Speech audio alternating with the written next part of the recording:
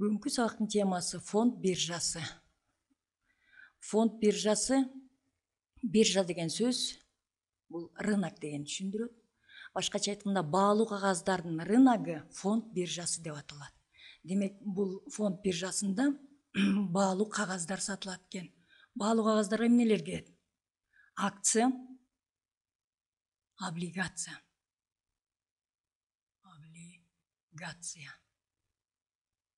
Ушул баалуу кагаздар сатылган жай фонд биржасы деп аталат экен. Негизи биржа төрткө бөлүнөт. Фонд биржасы биз билгендей, товардык биржа, валюта биржа, эмгек биржасы, мына ушундай биржалар бар. Биржа деген сөз бул рынок деген түшүндүрөт экен. Башкача айтканда рынок. Баалуу кагаздар рыногу фонд биржасы деп аталат экен. Бүгүнкү сабакта биз эми ушул баалуу кагаздардын башкача айтканда ушул сатыла турган жай жөнүндө кененирээк түшүнүп алалы.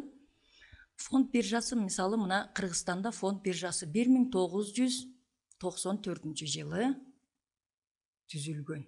94 жылы Кыргыз фонд биржасы. Кыргыз фонд биржасы бул Ак үйдүн маңдайында жайгашкан Кыргыз фонд биржасы. Кыргыз фонд биржасында бардык Кыргызстанда жана коңшу өлкөлөрдүн акционердик коомдорунун баалуу кагаздарын сатып алсак болот экен. Фонд биржасында кимдер эмгектенишет? Брокерлер эмгектенет. Мына биз билгендей, брокер деп кимди айтабыз? Брокер бул ушул фонд биржасына каттоодон өткөн, баалуу кагаздарды сатууга, сатып алууга мүмкүнчүлүк алган далдалчы. Демек брокер бул далдалчы болуп саналат экен. Далдалчы. Акционердик коомдордун баалуу кагаздарын, акция, облигацияларын сата турган адам бул брокер болуп саналат экен. Азыр мурунку мезгилде тактага жазылып же болбосо доскаларга бор менен жазылып акциялар, кайсы акционердик коомдордун акциялары сатылып атат. Алардын баалары, ушул рынокто аныкталган баасы жөнүндө жазылчу. Ал эми азыр заманбап техника менен жабдылган фонд биржасын мына көрүп атабыз биз. Бардыгы электронный таблолор менен көрсөтүлүп турулат экен.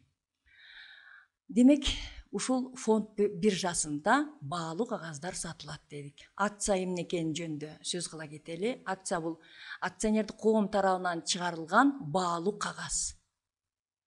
Ошондой эле облигация. Облигация болсо мамлекет тарабынан да чыгарылат. Облигация бул карыз экендигин күбөлөндүргөн баалуу кагаз. Карыз экендигин. Акция менен облигациянын ортосунда айырмасы эмне? Акция бул именной, башкача айтканда бир фамилия жазылып берилет. Мисалы, сатып алган кишинин аты, жөнү жазылып, акция сатылып алынат да. Ал эми облигация болсо, мында бул 1000 сомдук, мисалы, 1000 сом, 5000 сомдук, 5000 сомдук облигациялар болот да, мисалы. Бул карыз экендигин качан акционердик коомдор чыгарат облигацияны, мамлекет чыгарат. Ушул белгилүү убакытка, мисалы бир 2012 жылга чейинки облигация берилсе, анын проценти менен ошол сумманы 5000 и кошумча, ошол бериле турган кошумча проценти менен төлөнүп алынат дагы бул облигация. Башкача айтканда, орусча айтканда гасить этилип калат да, сатылып алынып бүткөндөн кийин бүтүп айрылып салынат экен. Же болбосо, эгерде ушуну сатылып ордуна алынса, ошол фирма сатып алып акчасын берилгенде, болбосо колдон колго өтүп, облигация өзүнүн баасын көтөрүлө берет. Бул көргөзүлгөн номиналынан жогорулап же болбосо төмөндөшү мүмкүн экен. Ошондой эле акция сатылат дедик. Акция фирма койгон баасы бар. Бул фирманын баасы, фирма койгон баа. Фирма койсо, анда акциянын номиналы болуп саналат экен.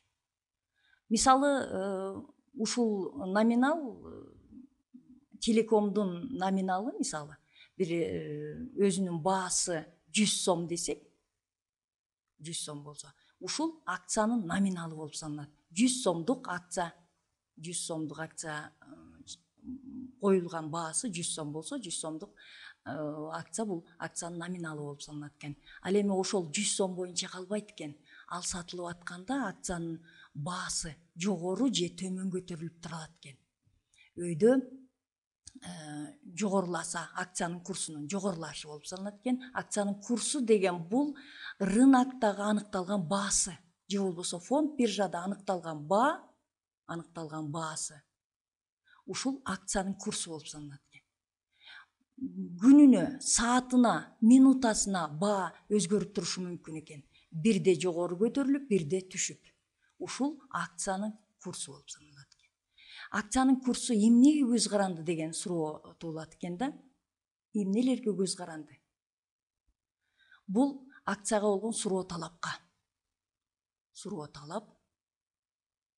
Кайсыл учурда акцияга суроо талап болот? Качан гана ошол акциянын дивиденди жогору болсо. Мисалы, мен акция сатып алгым келсе, эмнелерине көз карайм? Эң негизги көрсөткүч бул акциянын курсу. Эгерде акциянын баасы бир калыпта турса, демек бул акция ишеничтүү акция экендигин билебиз.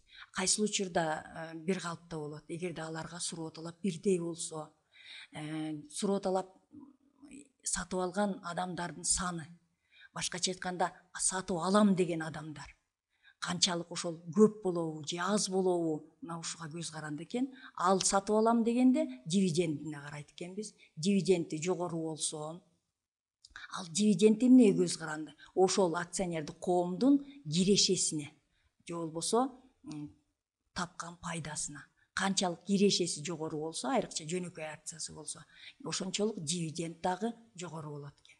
Демек, кирешеге көз каранды экен.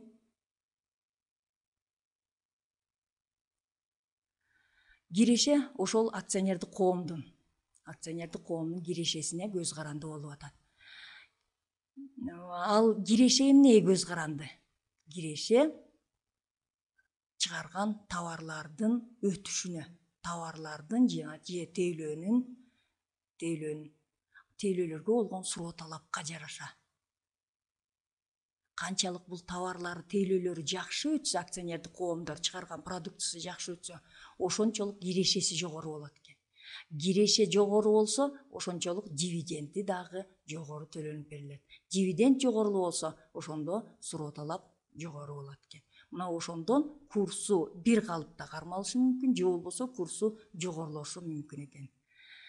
Башкача айтканда, баасы көтөрүлөт деген сөздү айтып атабыз да. Акциянын баасы жогорулап атат. Мурунку коюлган баадан жогору, күндөн күнгө, сааттан саатка жогору көтөрүлүшү мүмкүн, же болбосо тескерисинче бул суроо талап аз болсо, дивиденди төмөн болсо, акционердик коомдун кирешеси төмөн болсо, дивиденд да аз болот. Өндүргөн товарларына суроо талап анча болбой калса, кирешеси төмөн болот экен. Мына ушуларга көз каранды. Андан тышкары акциянын курсуна дагы таасир этет мамлекеттин ичиндеги саясий, экономикалык стабилдүүлүк.